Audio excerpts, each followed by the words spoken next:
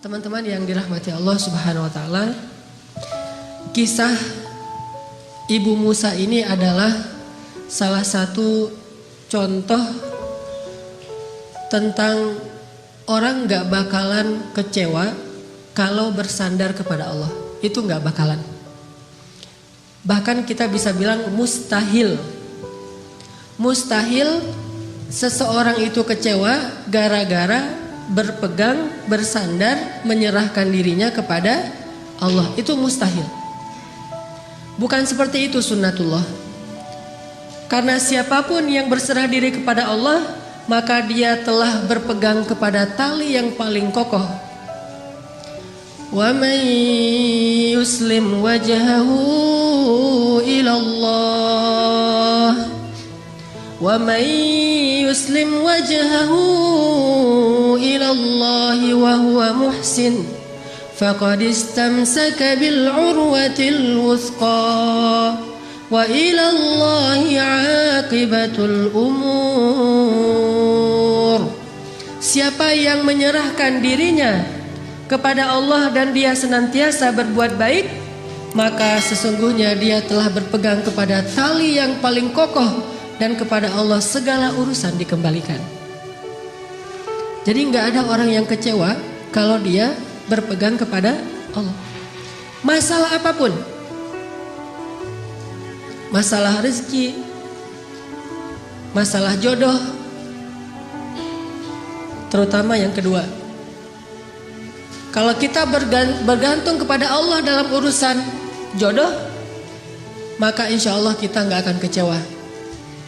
Mak comblang yang paling baik itu adalah Allah. Kalau mak comblangnya ustadz, kadang-kadang ngecewain. Ustadz, ini CV saya. Oh ya, kriteria yang kamu cari seperti apa? Saya mah nggak susah-susah ustadz, standar-standar aja. Ya standar yang gimana? Yang tingginya 180, yang kulitnya bening, sampai kalau minum kelihatan airnya ngalir gitu. Transparan. Transparan. Kemudian yang hidungnya seperti pedang, yang matanya seperti bidadari. Tahu mata bidadari? Belum. Besar dan sayu, tapi nggak belok. Belok apa teh? Sudah pernah lihat? Ada di rumah saya. Oh iya. Nah ini kriterianya. Terus kata Ustadz, kalau yang kayak gitu Ustadz juga mau gitu ya. Akhirnya pas ketemu Ustadznya duluan yang ta'arufan. Ini kalau mak comblangnya manusia. Tapi kalau mak comblangnya Allah, jauh lebih meyakinkan dan gak bakalan kecewa. Dengan kriteria apapun, wa huwa ala kulli syai'in qadir. Dan kalau Allah menjanjikan yang baik akan ketemu dengan baik, pasti innahu la yukhliful mi'ad. Allah tidak pernah mengingkari janjinya. Masalah apapun kita harus mengandalkan Allah. Coba deh selalu ngandelin Allah. Bahasa gampangnya gini, udah tenang aja, ada Allah. Itu. Dan kalau kita sudah melibatkan Allah, la yudayyi'akallahu idzan. Itu pasti Allah nggak bakalan ngecewain kamu. Kalau udah ngandelin Allah, ini gimana nih? Udah tenang aja, ada Allah. Allah tidak akan mengecewakan. Salah satu kalimat udah tenang aja ada Allah adalah la tahzan, innallaha ma'ana. Kalau kita ada teman lagi galau gitu, terus kita bilang, la tahzan, innallaha ma'ana. Apaan tuh? Kan dia bingung. Mending kita terjemahin aja. Gak harus persis kalimat la tahzan innallaha ma'ana. Karena kalau kita baca hadis ada tambahan lagi tuh. Kata Nabi kepada Abu Bakar, ma dhannuka bisnain Allahu thalithuhuma. Ya Abu Bakar, kenapa kamu berpikir kita cuma berdua padahal Allah yang ketiga? Kalau dalam ayat la tahzan innallaha ma'ana. Kalau bahasa kita woles bro, woles, tenang aja ada Allah. Santai bro, karena ada Allah. Itu bahasa Arabnya la tahzan innallaha ma'ana. andalin Allah dalam masalah kita. Ada masalah apapun, serahin aja sama Allah. Bismillah, la haula wala quwata illa billah. Bahkan kadang-kadang hanya dengan berzikir la haula wala quwata illa billah, Allah kasih keajaiban yang luar biasa. Karena setelah seseorang bersandar kepada Allah, la yudayya'anallahu idzan, pasti Allah nggak akan ngecewain. Coba teman-teman bayangin, Nabi itu udah ikhtiar habis-habisan. Ketika beliau mau hijrah ke Madinah, beliau tidak langsung menuju ke arah Madinah, tetapi malah menuju ke arah yang berlawanan dengan kota Madinah untuk menghindari pengejaran dari orang-orang kafir Quraisy. Yang kemudian beliau menginap beberapa malam di dalam Gua Thur. Sebetulnya kalau mau disebut lebih pantas bukan gua, tetapi lubang. Karena kecil sekali. Dan kemudian beliau meminta tolong kepada keluarga Abu Bakar untuk membawakan makanan setiap hari, yang waktu itu dibawa oleh Asma bintu Abi Bakr yang sedang hamil 7 bulan. Naik turun gunung untuk bawa makanan kepada Rasulullah. Kemudian anak laki-laki Abu Bakar menghilangkan jejak dan mencari berita. Ikhtiar yang udah maksimal. Tapi qadarullah, ketahuan juga. Ada pembaca jejak yang tahu ternyata Muhammad bukan menuju ke arah kota Madinah, tetapi berlawanan. Sehingga mereka mengejar Rasulullah sampai di mulut gua. Di sini ada pelajaran, gimana pun hebatnya ikhtiar kita, selalu ada celah untuk bisa gagal. Walaupun tetap kita harus berikhtiar, tetapi tidak akan pernah sempurna dengan hanya ikhtiar logika kita. Akhirnya musuh berada tepat di mulut gua, yang kemudian kalau ada sebuah riwayat hadis, walaupun sebagian ulama mengatakan ini riwayat yang kurang kuat, bahwa ada laba-laba membuat sarang di mulut gua, sehingga orang-orang berpikir gak mungkin manusia masuk tanpa merusak sarang laba-laba. Ada lagi hadis yang mengatakan ada merpati yang membuat sarangnya juga di mulut gua. Gak mungkin orang masuk tanpa merusak sarang merpati, dan seterusnya. Tetapi di atas semua itu, Allah Subhanahu wa Ta'ala lah yang menjadikan pandangan mereka tidak mengarah kepada Rasulullah Sallallahu Alaihi Wasallam dan Abu Bakar.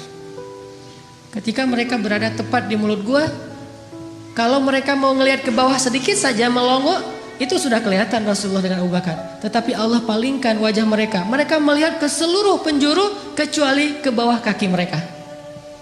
Sampai Abu Bakar udah khawatir sekali. Kalau bahasa kita mungkin udah galau berat nih. Kemudian Abu Bakar mengatakan, ya Rasulullah, kalau mereka ngelihat ke bawah nih pasti kita ketahuan. Abu Bakar tidak takut kepada mereka. Abu Bakar khawatir terhadap keselamatan kekasih beliau, yaitu Rasulullah. Bukan Abu Bakar yang penakut. Apalagi Rasulullah. Hanya khawatir terhadap Rasulullah. Jangan-jangan kan kalau ketahuan Rasulullah akan disakiti. Dan Abu Bakar gak rela banget Rasulullah ada yang menyakitinya. Sehingga Abu Bakar galau berat, khawatir sekali. Dan dengan tenang Nabi mengatakan, ma dhannuka bitsnaini ya Abu Bakar. Kenapa kamu pikir kita hanya berdua? Allahu thalithuhuma, la tahzan, innallaha ma'ana. Dengan kalimat itu, akhirnya musuh tidak melihat ke arah mereka dan Allah berikan keselamatan bagi mereka. Ini kalau kita bersandar kepada Allah. Setelah selesai Rasulullah dan Abu Bakar menginap beberapa malam di Gua Thur, lalu melanjutkan perjalanan ke kota Madinah, ternyata pengejaran terhadap Rasulullah itu belum selesai. Belum berhenti. Muncullah seorang pembaca jejak baru namanya Suraqah bin Malik. Masih kafir dan dia mengejar hadiah 100 ekor onta dari Abu Jahal kalau dia dapat membawa pulang Muhammad hidup atau mati. 100 ekor onta. Teman-teman tahu harga 1 ekor onta? 1 ekor onta itu kalau onta yang dipakai berdagang, bukan onta yang dipakai nyembelih. Kalau yang dipakai nyembelih paling 40 juta, 50 juta. Kalau yang dipakai untuk perjalanan berdagang, 1 ekornya itu 300 juta. 1 ekor ontanya 300 juta, jadi puluhan miliar. Sehingga orang Arab di Saudi, di Irak, di Emirat dengan menjual 2 ekor onta atau 3 ekor onta, mereka bisa beli Alphard. Jadi biasa bagi mereka. Jual 10 ekor onta, beli Ferrari. Kalau kita nabung sampai meninggal, akhirnya jadi warisan, ditabung lagi nggak dapat. Jual kambing, jual sapi, jual segala macam. Karena onta itu harganya mahal, apalagi onta merah bisa sampai 700 juta. Kalau yang di Dubai itu sering diperlombakan, itu onta-onta yang berkualitas, itu satu ekornya bisa di atas 1 miliar. Kuda aja bisa sampai 3 miliar ya. Makanya Abu Jahal menawarkan, siapa yang bisa membawa pulang Muhammad hidup atau mati, saya kasih 100 ekor unta yang terbaik. Akhirnya Suraqah bin Malik semangat mencari Rasulullah SAW. Dia baca jejak di setiap penjuru padang pasir. Karena dia berpengalaman membaca jejak, dia lihat langit, dia lihat pasir yang terbang gara-gara ada orang yang berjalan cepat di padang pasir. Dia lihat merpati, dia lihat alam. Akhirnya dia menemukan Nabi SAW dengan Abu Bakar. Ketemu. Begitu sudah dekat, kemudian tiba-tiba dengan takdir Allah, Allah memperlihatkan kekuasaannya. Kuda yang ditunggangi oleh Suraqah terperosok dan jatuh. Kemudian Suraqah bangkit, naik lagi ke atas kudanya, dan kudanya tidak mau berjalan. Kuda itu seperti melawan sehingga Suraqah jatuh sampai 3 kali. Allah ala kulli syai'in qadir. Serahin sama Allah. Akhirnya Suraqah berjalan kaki, nggak menyerah. Kudanya nggak mau jalan, dia nggak pundung, dia nggak menyerah. Akhirnya dia jalan kaki. Dia kejar Rasulullah dengan berjalan kaki. Setelah mendekat kepada Rasulullah, tiba-tiba Rasulullah mengatakan, ya Suraqah, bagaimana pendapat kamu kalau kamu memakai pakaian khusus Raja Persia? Kata dia, pakaian Raja Persia? Ya, kata Rasulullah. Mau kata Suraqah. Kata Rasulullah, kalau begitu halaulah orang-orang yang ingin mengejar kami.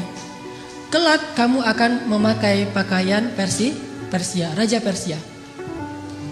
Sehingga akhirnya Allah Subhanahu wa taala membolak-balikan hati manusia. Yang tadi marah kepada Rasulullah, benci kepada Rasulullah, ingin mengambil keuntungan dari menangkap Rasulullah, Allah balikkan hatinya tiba-tiba menjadi pendukung Rasulullah SAW. Walaupun belum beriman, tapi dia mendukung Rasulullah. Dia lupa dengan 100 ekor onta. Coba bayangkan secara logis, 100 ekor unta itu sudah jelas. Yang menawarkannya Abu Jahal, orang paling kaya di Mekah. Sedangkan pakaian Persia yang nawarinya seorang laki-laki yang bahkan dari kampung halamannya aja terusir. Dan bagaimana dia akan berikan jubahnya Raja Persia kecuali dengan cara menaklukkan negeri Persia. Dan bagaimana dia akan menaklukkan Persia sedangkan di rumahnya aja, di kampungnya aja dia dalam keadaan lemah dan terusir. Ini kan gak logis. Kok bisa Suraqah percaya sama Muhammad yang dalam keadaan terusir, memberi janji yang aneh, tapi dia meninggalkan janji-janji Abu Jahal 100 ekor unta yang paling realistis. Ini kebesaran Allah Subhanahu wa taala.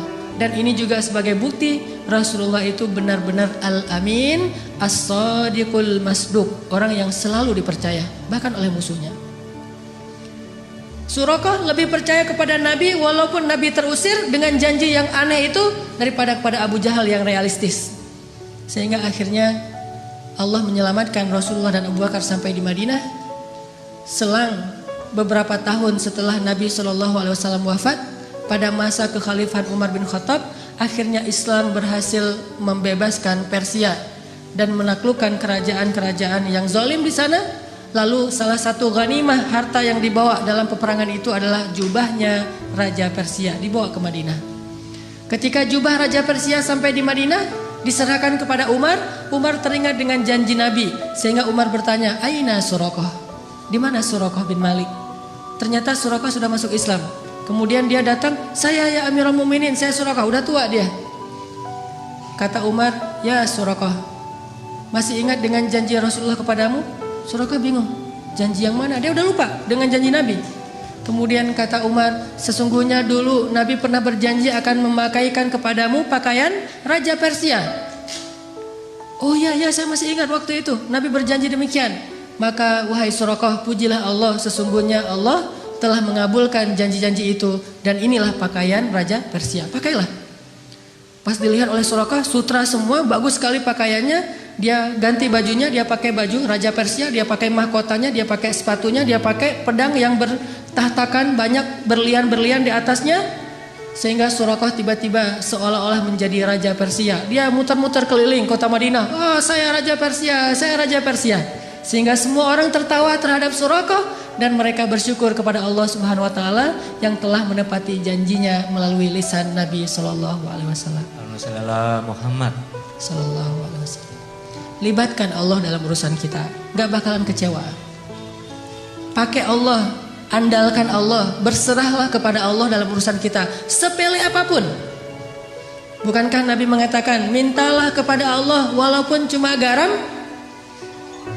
Masak, aduh garam habis, Allah garam, gitu.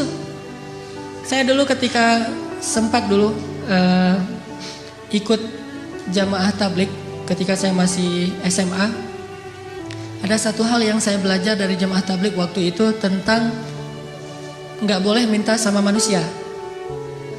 Jadi kita kalau di jamaah tablik itu makan kan di talam gitu ya, makan bareng-bareng rame-rame gitu, satu talam ada 5 orang. Nah, yang petugas khidmatnya membagi-bagikan lauk setelah nasinya ditaruh di talam, kemudian lauknya dibagi-bagiin. Ada ikan, ada sayur segala macam. Setelah selesai dibagi-bagikan, karena mungkin jumlah pesertanya banyak, lauknya sedikit, akhirnya dibaginya sedikit-sedikit. Pas kita lagi makan ikannya habis, maka kalau pengen minta tambahan ikan, nggak boleh minta kepada petugas, mintanya ke Allah. Jadi itu SOP di jamaah tablik yang dulu saya pernah ngalamin. Kalau ada masalah mintanya ke Allah. Jadi kalau kita kurang lauk, Allah ikan ya Allah. Akhirnya dia dengar, oh ikan datang, masya Allah, Allah datangkan ikan gitu. Walaupun agak lucu, tetapi sebetulnya ini mengajari tentang berharap kepada Allah. Memang lucu sih awalnya, tapi lama-lama benar-benar kerasa di hati. Begitu kurang sedikit, Allah ini sayurnya kurang sedikit ya Allah, maaf ya Allah. Akhirnya datang sayur, masya Allah, alhamdulillah gitu. Sampai ada teman yang lagi masak dan dia emang chef yang udah hijrah, kemudian ikut kayak jamaah tabligh gitu. Masakannya enak. Teman-teman yang lain nanya, ini cara masaknya gimana kok enak banget? Oh gampang masaknya. Gimana? Siapkan sayur segala macam, udah gitu masukkan ke dalam air, setelah itu beri garam sedikit, kemudian minta kepada Allah, ya Allah kasih enak ya Allah. Nanti Allah kasih enak. Ternyata tipsnya adalah minta kepada Allah, walaupun dia mungkin punya bumbu rahasia, tapi dia nggak mau bicara tentang asbab, dia mau bicara tentang hakikat. Minta sama Allah buat enak, sehingga Nabi mengatakan, mintalah kepada Allah walaupun cuma garam. Mintalah kepada Allah walaupun cuma garam. Bercermin habis mandi, aduh ya Allah jerawat, gimana ya biar ini hilang. Minta sama Allah jerawat, minta ke Allah untuk dihilangkan. Siapa ada sahabat yang penyakit kulit terus minta kepada Allah dihilangkan? Tabi'in maksudnya. Uwais Al-Qarani yang menggendong ibunya kemana-mana. Dia punya penyakit kulit di seluruh tubuhnya, terus dia berdoa, ya Allah hilangkan penyakit kulit saya, sembuhkan saya, kecuali sebagian kecil saja di bagian pusar. Jadi ada syarat buat dia dalam berdoa, hilangkan semuanya kecuali sebagian di perut. Kenapa? Supaya kalau saya lihat bekas sakit di perut ini, saya teringat dengan nikmat bahwa Engkaulah yang menyembuhkan. Tiba-tiba sembuh semuanya kecuali di bagian perut. Sehingga Nabi berkata, sesungguhnya sebaik-baik tabi'in adalah Uwais Al-Qarni. Padahal Nabi gak pernah ketemu Uwais, tapi tahu namanya dan memberi berita tentang dia. Ini mungkin satu-satunya tabi'in yang disebut namanya oleh Nabi. Gak ketemu tapi kenal. Mukjizat.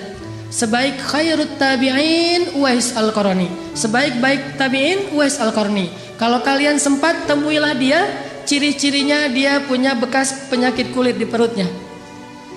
Dia orang yang tidak dikenal di negerinya. Dan mintalah doa dari dia, sesungguhnya doa Uwais tidak ditolak oleh Allah Subhanahu wa taala. Jadi masalah sepele apapun minta sama Allah. Makanya dalam Islam kita mengenal doa sehari-hari. Mau keluar, bismillahirrahmanirrahim, Allah, la haula wala quwata illa billah. Tambah dengan doa syafaat. Mau makan, bismikallahumma amutu wa ahya. Ya, salah. Jadi tidur gitu. Mau tidur ada doanya. Bahkan kalau Nabi baca doa tidur aja panjang banget tuh. Allahumma alja'tu dhahri ilaik wa fawattu amri ilaik, dan seterusnya dan seterusnya. Amantu bi kitabikal ladzi anzalt wa bi rasulikal ladzi arsal bismikallahumma amutu wa ahya. Mungkin kalau kita nggak hafal, ya udah bismillahirrahmanirrahim aja gitu. Standar lah ya. Kemana-mana bismillahirrahmanirrahim, la haula wala quwata illa billah. Pokoknya ada masalah apapun libatin Allah. Kalau bahasa sosial media, jangan lupa nge-tag Allah. Jangan lupa nge-mention Allah. gimana nge-tag Allah sama nge-mention Allah. Teman-teman pernah nggak diundang makan sama atau diajak makan sama temennya, ditraktirin makan, udah gitu foto-foto karena ternyata tempat makannya tuh cozy, instable, layak untuk di selfie-in gitu. Wah ini tempat makannya cozy banget nih, selfie yuk, selfie gitu ya. Udah selesai selfie, udah gitu kita posting. Selfie-nya sama siapa? Bareng dengan teman yang nraktirin kita. Setelah selesai selfie kita posting. Etis nggak kalau kita posting tapi kita nggak nge-tag orang yang mentraktir kita?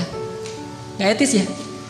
Pasti kita di captionnya tuh nulis, alhamdulillah hari ini makan enak di tempat yang cozy banget. Makasih ya buat siapa gitu kan? Yang udah nraktirin saya kan gitu nge-tagnya. Begitu juga ketika kita menikmati rezeki dari Allah, agak kurang etis kita makan enak tapi Allah nggak di-tag gitu. Cara nge-tag Allah, Bismillahirrahmanirrahim. Allahumma barik lana fima razaqtana. Alhamdulillahilladzi at'amana hadza wa razaqnahu min ghairi haulin minna wala quwwah. Kita nge-tag Allah, ini nikmat dari Allah, ini nikmat dari Allah. Itu baru etis. Kita ngeposting banyak nikmat tapi Allahnya nggak di-tag. Ke manusia aja nggak enak, apalagi kepada Allah. Kalau nge-mention Allah, ada sesuatu yang indah, Masya Allah, Subhanallah, Allahu Akbar dan segala macam. Jadi setiap kali ngelihat sesuatu yang keren, kita mention. Kayak kita lagi ngelihat sesuatu yang viral di sosial media, akhirnya karena ini bagus banget videonya, inspiring, lucu, kece gitu, akhirnya kita mention ke teman kita, lihat yang ini, di mention @fulan, gitu kan ya. Maka setiap kali kita ngelihat sesuatu dari ciptaan Allah yang kece, yang keren, yang luar biasa, harusnya kita mention Allah, Masya Allah. Jadi kalimatnya tuh seolah-olah Masya Allah, Subhanallah, Alhamdulillah, aja terus. Karena kita ingin menghargai Allah. Ini artinya melibatkan Allah. Siapa yang melibatkan Allah dalam urusannya, maka Allah akan tambahkan kebaikan dan keberkahan. Fadhkuruni azkurkum ana inda dhanni abdi bi. Ingat aku ingat kalian, dan aku tergantung prasangka hambaku kepadaku. Coba teman-teman perhatikan ayat yang tadi kita baca di Al-Qasas, kisah Ibu Musa. Ini salah satu contoh orang gak bakalan kecewa kalau ngandelin Allah. Jadi ceritanya Fir'aun itu bikin peraturan, keputusan presiden, bahwa kalau Bani Israel melahirkan bayi laki-laki bakal dibunuh. Sejak ketahuan bayi laki-laki lahir, langsung diambil sama prajurit. Ada yang dibunuh di tempat dengan digorok, ada yang dibakar hidup-hidup, ada yang dibenamkan dalam pasir, ada yang dihanyutkan ke sungai. Bahkan yang lebih menyakitkan lagi, ada yang dijadikan sebagai makanan hewan-hewan peliharaan Fir'aun di istana. Harimau, singa, bayi-bayi Bani Israel. Yudzabbihuna abna'akum wa yastahyuna nisa'akum. Mereka membunuh bayi-bayi laki-laki kalian dan memperbudak perempuan-perempuan kalian. Dan itu ayatnya banyak sekali. Sampai setelah sekian tahun bayi laki-laki Bani Israel terbunuh terus, akhirnya Bani Israel ini kekurangan laki-laki. Karena kekurangan laki-laki yang bekerja di kuli-kuli bangunan segala macam sudah berkurang. Budak-budak sudah berkurang, yang kuat-kuat sudah nggak ada. Akhirnya Firaun mengubah kebijakannya, karena dia juga takut kehilangan budak. Orang Kipti itu nggak mau kerja, orang Mesir asli namanya Kipti, bahasa Inggrisnya Egyptian. Tetapi Islam tidak mengenal Egyptian, hanya mengenal Misri. Makanya udkhulu Misra aminin, masuklah Mesir, bukan masuklah Egypt. Kalau dalam Al-Quran, Mesir itu tidak disebut Egypt. Kenapa orang Inggris nyebutnya Egypt? Karena ingin menghilangkan sejarah Islam dan mengambil sejarah Fir'aun, bahwa yang tinggal di sana itu suku Kipti atau Egyptian. Orang Egyptian ini, orang Kipti ini malas bekerja, terbiasa santai gitu, sehingga kalau ada masalah mereka tidak bisa ngandelin diri mereka sendiri, selalu mengandalkan Bani Israel. Akhirnya Fir'aun mengubah kebijakannya, yang tadi semua bayi dibunuh, sekarang kebijakannya berubah. Setahun boleh melahirkan anak laki-laki, tahun berikutnya nggak boleh.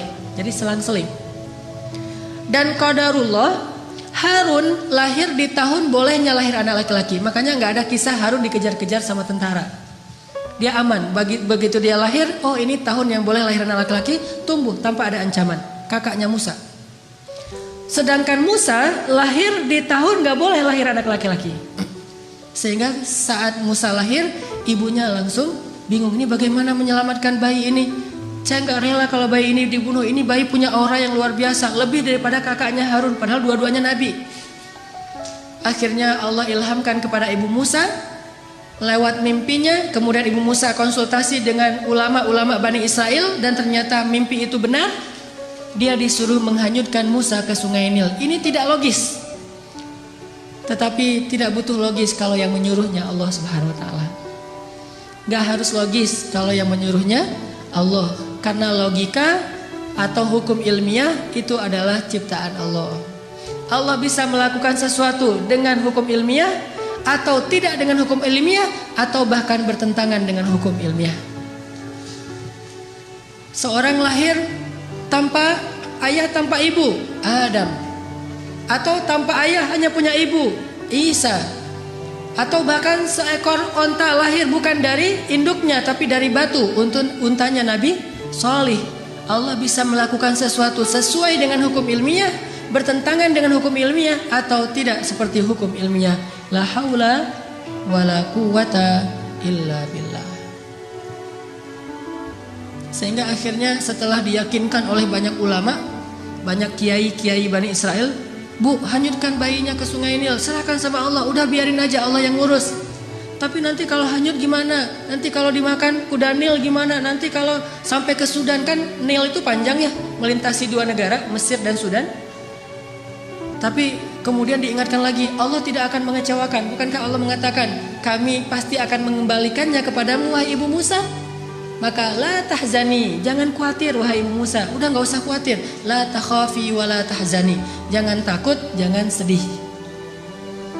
Jadi kalau kita udah benar-benar bersandar sama Allah, hilang rasa takut yang berlebihan, galau yang berlebihan itu hilang. Jadi orangnya santai, udah tenang aja, ada Allah. Akhirnya ibu Musa menghanyutkan bayinya ke sungai Nil dengan sebuah tabut kayak keranjang gitu. Dan Allah punya skenario yang sangat unik. Yang tadi dihanyutkan ke sungai Nil menghindar dari Fir'aun, ternyata justru Allah membelokkan keranjang itu masuk ke sebuah selokan yang membawanya ke arus tempat pemandian keluarga Fir'aun. Jadi dihindarkan dari Fir'aun, malah didatangkan kepada Fir'aun. Ini unik skenario Allah. Makanya gak harus logis untuk taat. Taat aja, ntar Allah memberikan kita pemahaman. Logika manusia butuh waktu untuk memahami maksud Allah. Al-Quran aja dibuktikan secara ilmiah kadang-kadang setelah 1000 tahun. Marajal bahraini yaltaqiyan bainahuma barzakhul la yabghiyan. Mungkin para sahabat dulu bingung, mana ada dua laut yang bertemu tapi tidak bercampur. Apakah gara-gara belum bisa difahami, belum logis lantas dibantah? Logika kita itu loadingnya lambat. Butuh waktu 1000 tahun hanya untuk membuktikan kebenaran satu ayat. Coba kalau belum terbukti kita nggak beriman, butuh 1000 tahun. Usia kita cuma 60 tahun. Maka katakan saja sami'na wa ata'na, serahin sama Allah. Allahu a'lam, wallahu ya'lamu wa antum la ta'lamun. Allah tahu, kalian nggak tahu.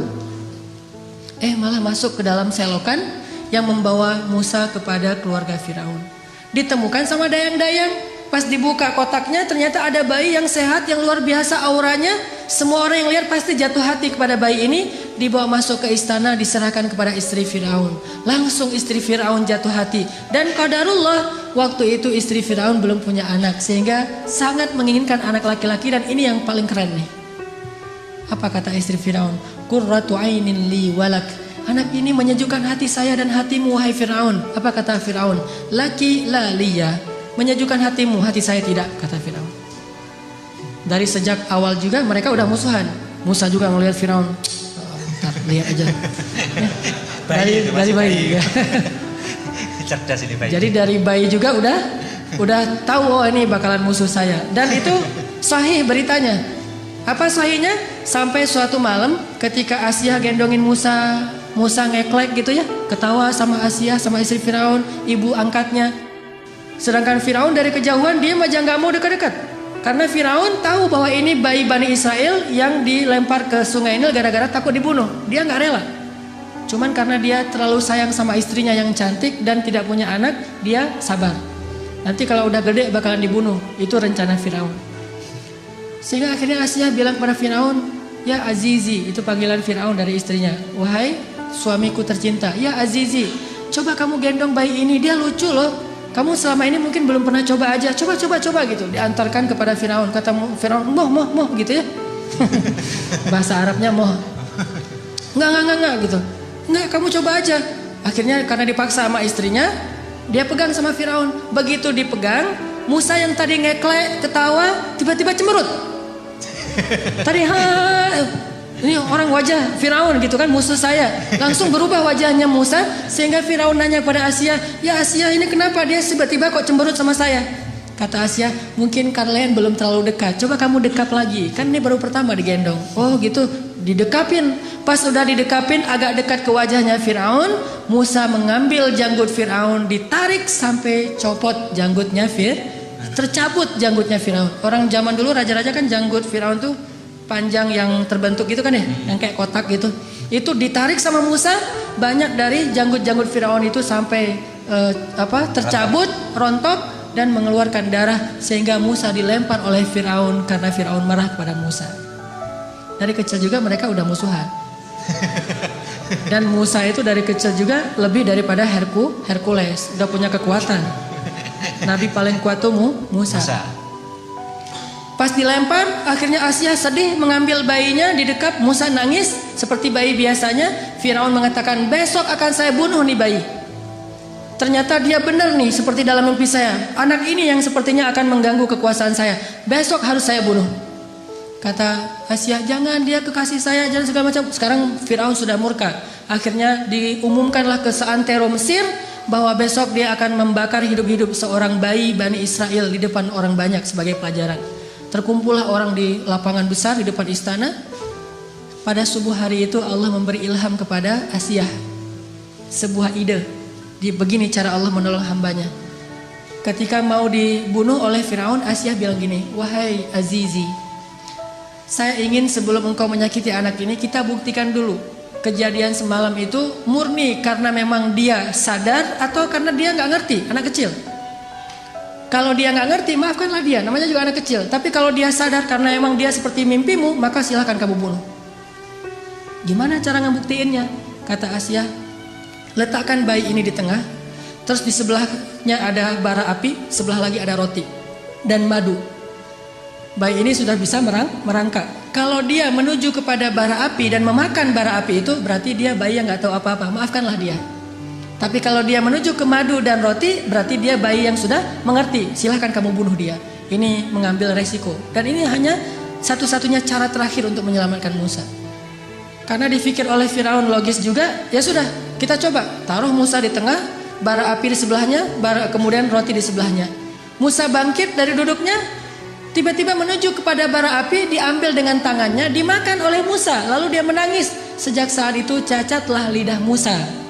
Baru sembuh pas nanti mau berdakwah dan berdoa, Rabbi syrah li sadri wa yassir li amri wahlul 'uqdatam min lisani. Ya Allah, sembuhkanlah kekeluhan di lidah saya. Itu keluh gara-gara waktu bayi makan bara api. Tapi gara-gara makan bara api, akhirnya Firaun sadar, nih bayi emang gak ngerti apa-apa. Salah dia menarik janggut saya itu karena emang dia gak ngerti. Akhirnya dibebaskan dan Musa bisa tinggal dan selamat. Begitu cara Allah menyelamatkan. Kita balik lagi ke adegan tadi, ditemukan oleh Asia. Hari pertama ditemukan, Musa nangis di istana karena haus. Udah dari sejak tadi belum minum ASI. Karena haus, akhirnya istana membuat semacam audisi menyusui. Jadi kalau di kita ada audisi Got Talent dalam segala macam, ini Got Talent menyusui. Hadiahnya berkeping-keping uang emas. Siapa yang bisa menyusui bayi istana akan diberikan harta yang sangat banyak. Sehingga banyak ibu-ibu yang ikut audisi, pengen mendapatkan golden ticket. Ngantri ini, wah, selfie-selfian gitu di depan istana Firaun. Wah, ikut audisi gitu ya. Datang menyusui, gagal yang satu, gagal aja terus. Kalau dalam bahasa sekarang, kalau aku sih yes, nggak tahu Mas Anang gitu ya. Gagal aja, nggak ada yang lulus audisi.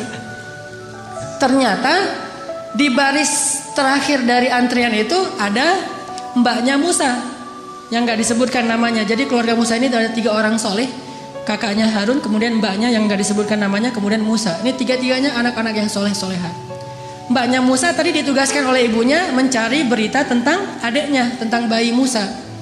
Mbaknya ikut antrian, padahal masih ABG, tapi pengen nyusuin, kan ini agak aneh nih. Sehingga pengawal bilang, kamu mau ngapain?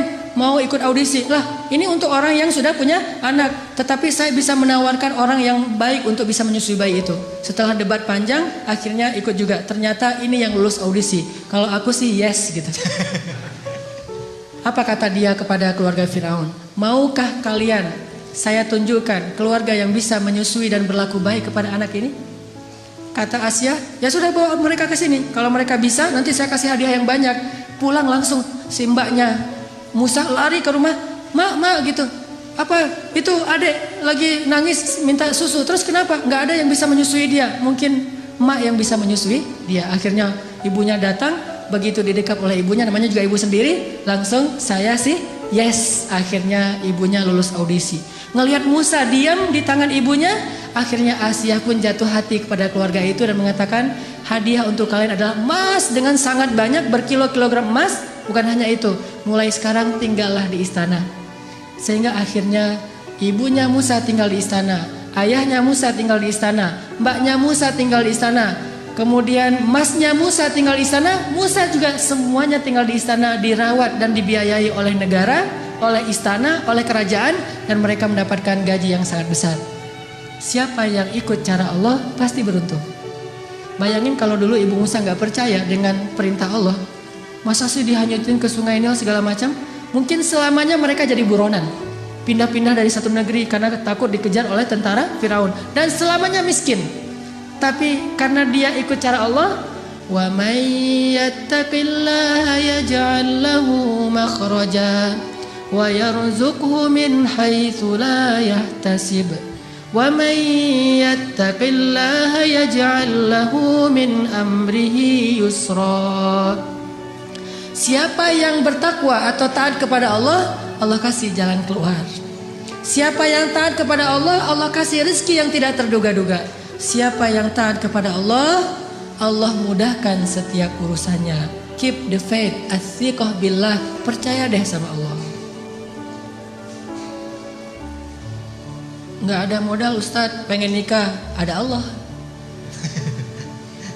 Sehingga pas datang ngelamar, ada apa dek? Ini Pak, saya mau melamar putri Bapak. Emang adik punya modal apa? Allah. Wah, itu berat tuh. Nolaknya juga berat. Waduh, ini pakai bau-bau Allah lagi gitu kan ya? Ya sih Allah, cuman yang kelihatan apa kan? Allah nggak kelihatan gitu ya. Ya walaupun nggak kelihatan, Allah lebih pasti Pak. Wa huwa ala kulli syai'in qadir. Bapak hafal surat Al-Muluk, jadi ceramah gitu. Jadi oh ternyata ada ini ustadz ya. Ya udah deh kalau ustadz gitu. Hafal Al-Quran, hafal surat apa? Al-Fatihah, Al-Ikhlas gitu. Oh ya udah itu aja maharnya. Lulus kan? Gara-gara mengandalkan Allah. Kalau perlu hafal beberapa ayat jitu masalah itu. Kalau mereka fuqara, asa ayyughniyahumullah. Pak, Allah berfirman. Langsung datang-datang Allah berfirman. Belum mutarain ini. Assalamualaikum, waalaikumsalam. Monggo, silakan duduk. Ada apa? Apa yang bisa saya bantu? Ini Pak, saya hanya ingin sharing ayat. Awalnya langsung pakai ayat. Allah berfirman, kalau mereka fakir, Allah yang akan memberikan mereka kecukupan. Oh iya benar, saya tahu ayat itu. Terus Rasulullah bersabda, kalau datang seorang laki-laki yang baik akhlaknya melamar putri kalian, jangan ditolak. Wah, udah pakai Allah, pakai Rasul, susah ini. Pengalaman. Kalau ngandelin Allah itu selalu berhasil. Makanya saya tuh pernah dulu awal-awal saya belajar mobil, dulu saya suka ngebut-ngebut di jalan. Jadi bawa mobil dengan gaya motor. Kalau gaya motor kan selap-selip tuh. Bawa mobil kan nggak bisa gitu. Tapi karena saya emang senengnya ngebut, nggak sabaran. Di jalan saya ngebut, tiba-tiba di gang di Bandung tuh ada tentara naik motor keluar dari gang, saya tabrak sampai dia terjungkir jauh beberapa meter dan motornya itu ringsek. Alhamdulillah orangnya luka. Nggak meninggal maksudnya, luka. Lalu dia pakai baju dinas kan? Alhamdulillah saya juga pakai baju dinas ustadz. Pakai jubah, pakai sorban, saya mah dulu Setelah saya concern dakwah di anak muda, di anak geng motor, baru saya mencocokkan penampilan saya dengan dunia anak muda. Dulu jubahan, sorbanan, baju dinas. Dia juga baju dinas, jadi sesama lagi dinas nih. Pas dia awalnya wajahnya udah merah mau marah, saya keluar dari mobil ngelihat wajah saya, ini kiai kualat nih kalau saya macam-macam. Akhirnya dia terpaksa kalem aja. Aduh maaf saya nggak sengaja ngelihat tiba-tiba keluar dari gang. Oh ya nggak apa-apa, saya mah dinas di situ di Baros, itu salah satu kantornya di Baros saya dinas. Ya saya juga lagi dinas ke masjid. Mau ngajar ada pengajian sore ini. Oh ya udah nggak apa-apa Pak Ustadz, nggak apa-apa gitu. Udah aja. Ini gimana nih motornya? Nah gampang, nanti saya suruh orang untuk ngambil motornya. Udah alhamdulillah saya ganti rugi, dia nggak mau, selamat. Kenapa? Pertama mungkin ya karena Allah masih ingin menyelamatkan saya dari suatu musibah. Bukan karena kebaikan saya tapi karena kemaha-agungan Allah. Dan di sisi lain mungkin salah satu rahasianya saya baca doa safar sebelum keluar. Soalnya ketika saya beli mobil saya nggak mau pakai asuransi, sehingga karena nggak pakai asuransi doa safarnya lebih serius. Kalau pakai asuransi kan tenang ada asuransi. Tapi kalau nggak ada asuransi ada Allah, berarti doa safarnya yang panjang. Bismillahirrahmanirrahim wa mursaha bismillahirrahmanirrahim subhanalladzi sakhkhara lana. Panjang, setengah jam doa safar doang. Kenapa? Ya Allah, ini mah enggak ada asuransi gitu. Jadi karena enggak ada asuransi doanya lebih serius. Kalau ada asuransi, ada TLO, ada all risk kan gampang, ntar tinggal diklaim. Intinya karena ngandelin Allah, Allah mudahkan urusannya. Selalu kayak gitu. Kalau melakukan sesuatu karena Allah, selalu Allah mudahkan. Tapi kalau kita tidak melibatkan Allah, bara'atum minallah, Allah berlepas tangan. Dan kalau Allah berlepas tangan, siapa lagi yang bisa memudahkan selain Allah Subhanahu wa taala? Libatkan Allah.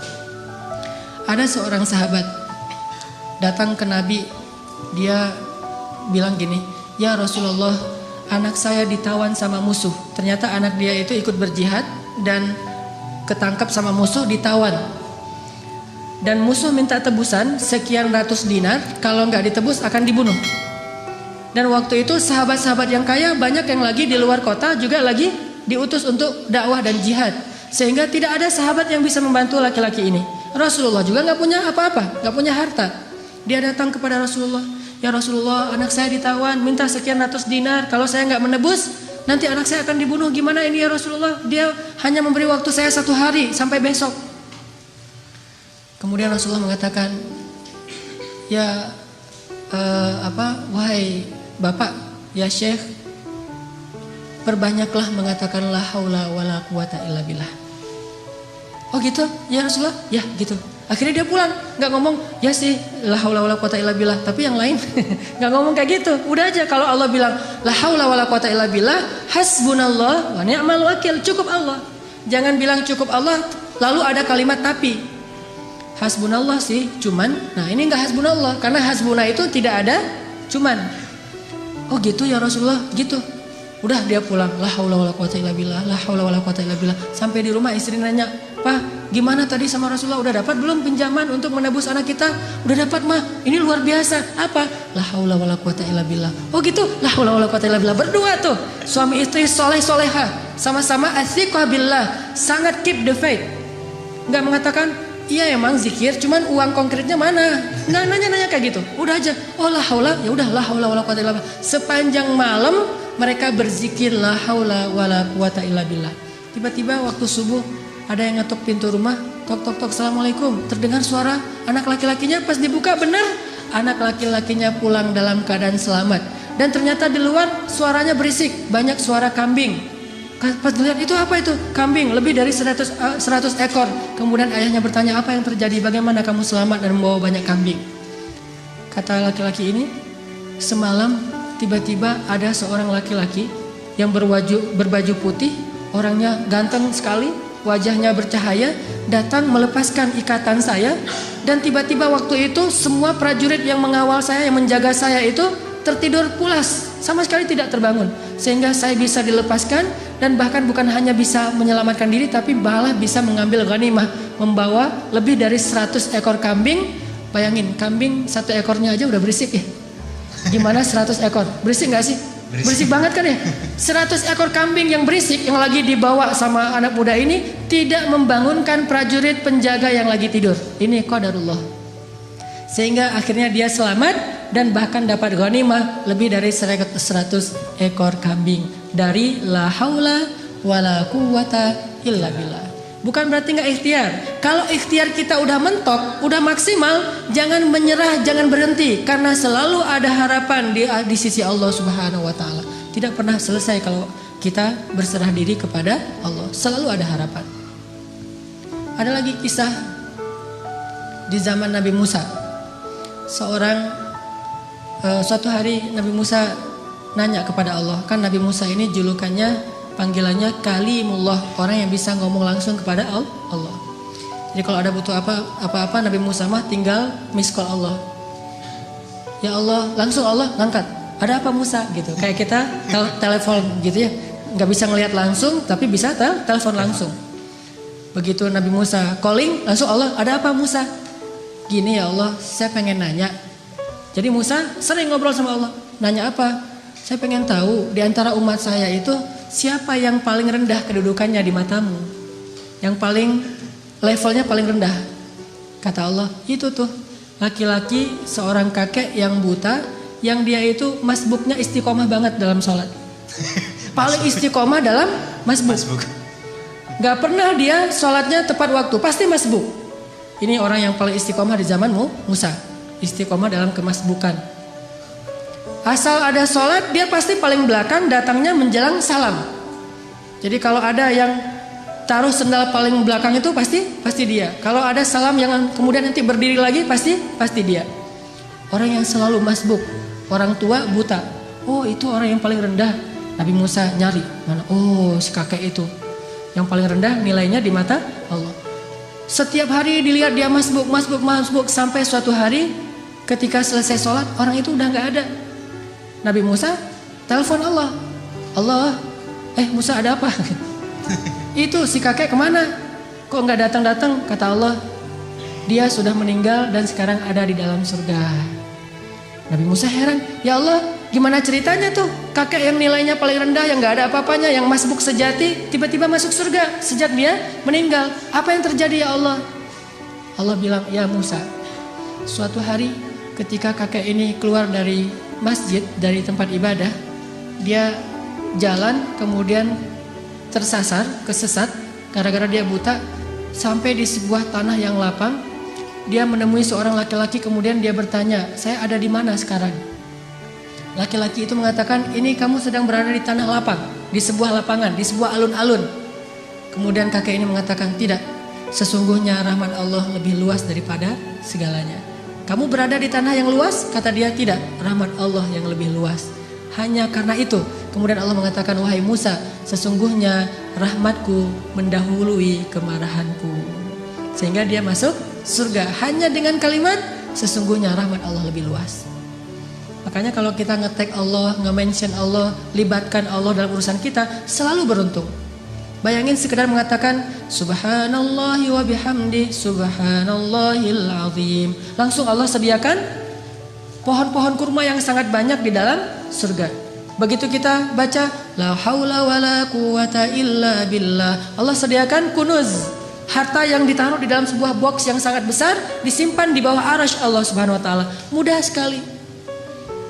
Karena kalau kita melibatkan Allah, yuridullahu bikumul yusra wala yuridu bikumul usr. Salah kalau orang bilang, aduh gak usah bawa-bawa Allah lah, jadi susah. Enggak. Justru kalau kita bawa-bawa Allah jadi mudah. Karena Allah itu pada dasarnya pengen memudahkan kita, enggak pengen nyusahin kita. Yuridullahu bikumul yusra wala yuridu bikumul usr. La yukallifullahu nafsan illa wus'aha. Sampai ketika turun ayat ittaqullaha haqqa tuqatih, bertakwalah kepada Allah sebenar-benar takwa. Para sahabat kemudian ngeluh, ya Rasulullah kami gak sanggup kalau sebenar-benar takwa. Terus gimana? Turun lagi ayat di surat At-Taghabun, fattaqullaha mastata'tum. Kalau gak bisa sebenar-benar takwa, ya udah bertakwa semampu kalian aja. Coba lihat, Allah memudahkan urusan hambanya, sehingga kalau kita melibatkan Allah, maka insya Allah Allah akan memudahkan urusan kita. kisah lagi, mungkin ada 2 atau 3 kisah lagi. Bukti bahwa kalau kita melibatkan Allah itu mudah. Ada seorang nenek di zaman Nabi Musa, sudah menikah sekian puluh tahun belum dikaruniai anak. Datang kepada Nabi Musa, "Ya Nabi Allah, ada apa nek? Saya mau minta tolong.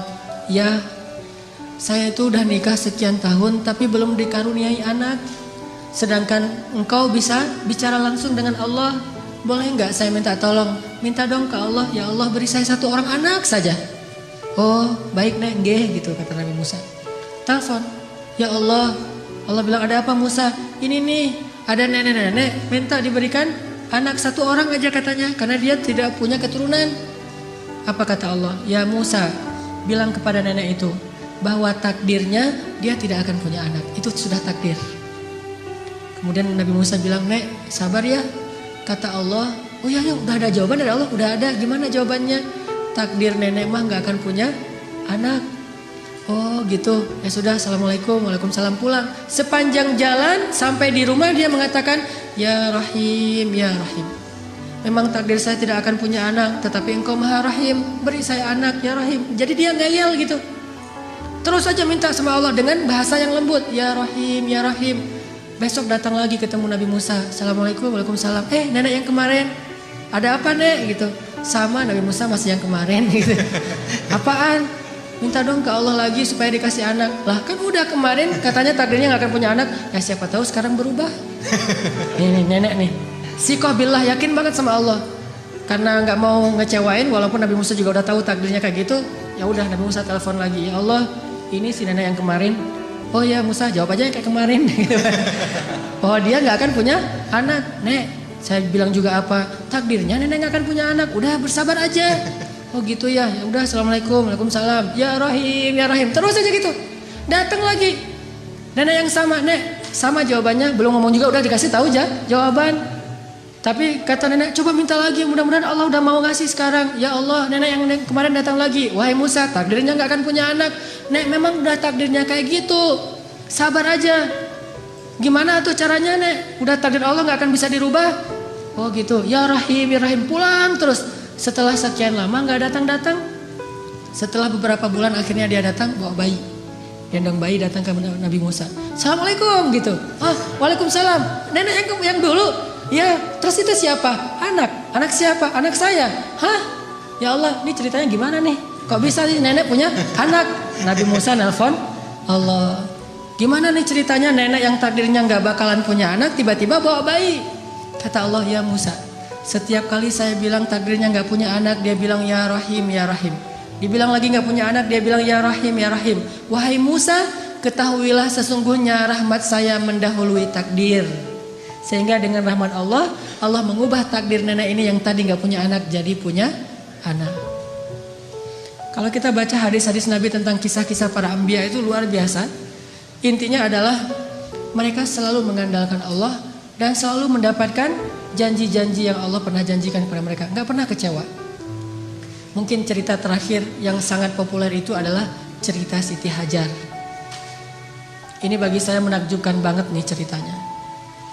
Nabi Ibrahim bawa Siti Hajar dari Palestina ke Mekah, melintasi gurun pasir hanya bertiga saja. Ibrahim, Hajar, Ismail kecil. Karena Allah memerintahkan Ibrahim, bawa keluargamu ke sebuah biwadin ghairi dzi zar, kepada sebuah lembah yang tidak ada kehidupan di sana, bawa ke sana. Di Bakkah yang kemudian namanya menjadi Mekah. Akhirnya Ibrahim bilang ke Hajar, "Hajar, yuk kita hijrah," gitu. "Hijrah kemana mas?" Hajar nggak nanya-nanya hijrah kemana, udah aja, "Oh hijrah, ya sami'na wa ata'na." Dibawa gitu jalan kaki melintasi padang pasir, berhenti sebentar di rest area, makan minum seadanya, lanjut lagi. Nggak pernah nanya, "Mas ini kemana sih kok nggak sampai-sampai?" Nggak pernah Hajar nanya kayak gitu. Atau nggak pernah juga dia bilang, "Mas turunin saya aja di mall itu nanti dijemput lagi." Nggak ngomong nurunin di mall mana, di rest area mana, di masjid mana, ntar kalau udah beres urusannya baru jemput lagi. Nggak, sami'na wa ata'na. Ini istri soleha banget, ikut aja gimana kata suami. Sampai udah di lembah yang tandus, baru Ibrahim mengatakan, "Ya Hajar, disinilah tempat yang dijanjikan." tinggallah kita di sini. Ya siap, sami'na wa ata'na, tinggal bikin tenda kecil untuk bayinya. Hari kedua setelah tinggal di situ baru Ibrahim bilang, ya Hajar, saya akan kembali ke Palestina, tinggallah kalian di sini. Baru setelah sekian lama Hajar diam, kali ini Hajar udah gak kuat untuk diam. Baru dia nanya, ya Ibrahim, engkau tinggalkan kami di sini bersama seorang bayi dan tidak ada siapa-siapa, bahkan air dan kehidupan pun tidak ada di sini, wahai Ibrahim. Bagaimana engkau akan tinggalkan kami? Ibrahim gak tega untuk menjawab. Akhirnya Ibrahim pergi aja tanpa berbicara. Karena Ibrahim pergi, akhirnya Hajar mengganti pertanyaannya. Dan pertanyaan kedua ini lebih benar dari pertanyaan pertama. Kalau pertanyaan pertama, gimana engkau meninggalkan kami sendiri? Pertanyaan yang keduanya adalah, Hajar tanya kepada Ibrahim, ya Ibrahim, Allahu amaraka bihada? Apakah Allah yang menyuruhmu melakukan ini? Ibrahim mengangguk, ya ini perintah Allah. Apa kata-kata Hajar? La yudayyi'anallahu idzan. Kalau begitu pergilah wahai suamiku, Allah tidak akan mengecewakan kami. Ini namanya keep the faith. Kalau udah libatin Allah, berubah semuanya. Kalau tadi khawatir, galau, sedih, takut, tapi begitu nanya Allahu amaraka bihada, yang menyuruh kamu melakukan ini wahai Ibrahim? Ya, kata Ibrahim, la yudayyi'anallahu idzan. Kalau gitu pergilah wahai suamiku, Allah tidak akan mengecewakan kami. Jadi kalau ada suami pergi tiba-tiba, kemana mas? Itu pertanyaannya salah, nggak usah dijawab. Tapi kalau nanyanya, mas ini Allah yang nyuruh, ya oh pergi aja. Nggak apa-apa juga sebulan, setahun, Allah tidak akan mengecewakan kami. Kemana ternyata? Ikut taklim, ikut mungkin ada itikaf di mana. Kalau Allah yang nyuruh maka istri akan tenang. Tapi kalau bukan Allah yang nyuruh, ini kenapa mas kok pergi, Allah yang nyuruh, bukan tuntutan sosial media.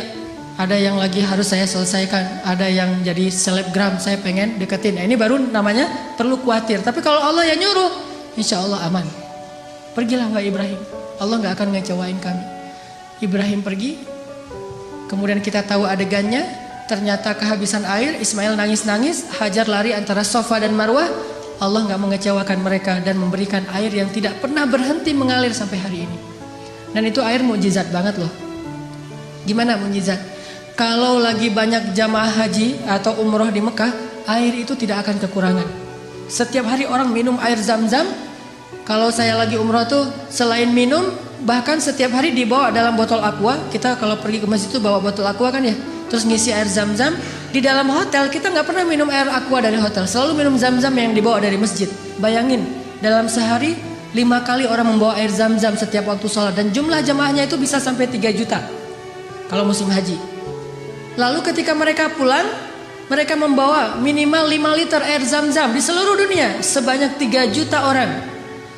Air Zam-Zam tidak mengering, keluar sebanyak-banyak yang dibutuhkan. Tapi begitu haji selesai, umroh belum dibuka, Mekah sepi.